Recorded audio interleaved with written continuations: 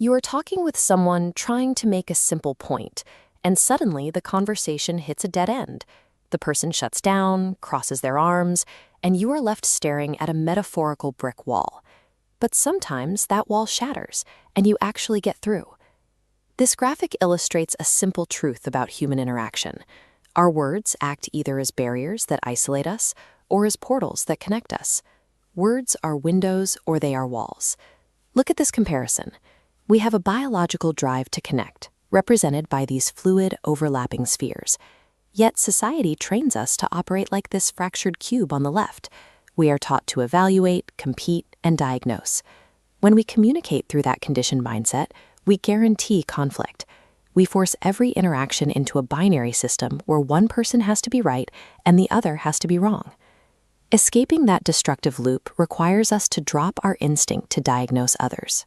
Instead, we need to adopt a mechanical, step-by-step framework to practice empathy. This infinity loop diagram defines healthy communication as a continuous, dynamic flow between expressing yourself honestly and receiving the other person empathically. To maintain that flow and cut through the noise of any argument, we use this 4-step blueprint: observe, feel, need, and request. Step 1 is observing without evaluating. If you mix facts with judgment, like saying, "You seldom do what I want," the listener instantly builds a wall.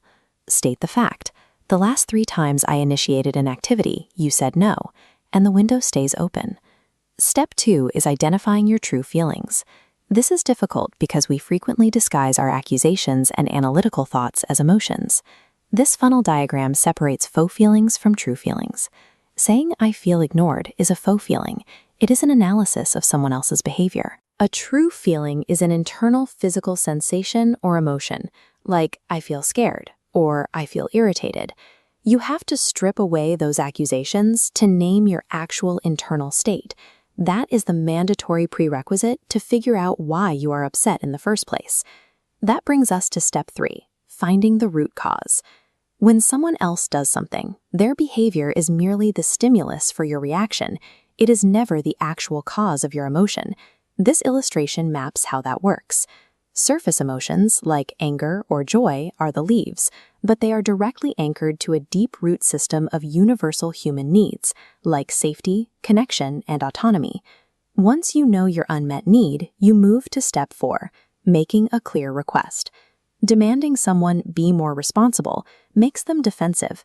Asking them to put their socks in the washing machine gives them a resisting the urge to fix the problem, give advice, or analyze the situation. You just stand there and listen. This mechanical schematic recontextualizes the feeling of anger. Anger is simply a warning light. It flashes when we bypass our actual unmet needs and retreat up into our heads to judge the other person. Mastering these 4 steps takes conflict out of the realm of hostile combat. It turns an argument into a collaborative troubleshooting session focused entirely on human needs. This visual contrasts traditional mediation with compassionate resolution. Traditional compromise forces 2 opposing sides to crash together and give something up. Compassionate resolution builds a sturdy structural bridge based on shared underlying needs. You can apply this same framework to your internal dialogue. When you make a mistake, evaluating your actions through the lens of what unmet need you were trying to fulfill eliminates toxic guilt and shame. By crossing out the phrase "I have to" and replacing it with "I choose to," you make a semantic shift from obligation to autonomy. You regain agency over your own responsibilities. It also changes how we give positive feedback. We often use generic praise as a subtle tool to manipulate and control the behavior of people around us. This 3-part formula outlines how to express genuine appreciation. You state the specific action taken, the deep need it fulfilled, and the joyful feeling it created for you.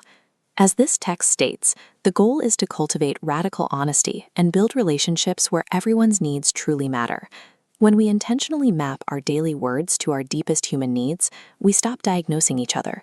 We dismantle the walls dividing us, and we build windows of lasting connection.